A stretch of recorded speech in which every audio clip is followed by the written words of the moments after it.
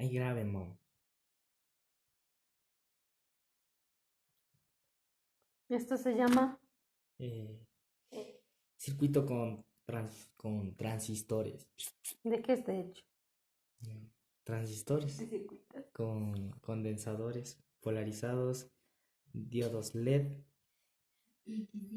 y una fuente de más o menos 12 regulable.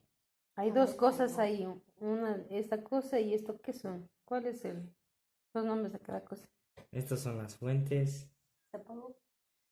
Ay, ahí les va. Y este, Y ese es un circuito de práctica, ¿qué quiere decir eso?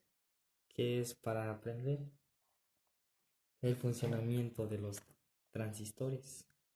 ¿Qué son los transistores? No me acuerdo.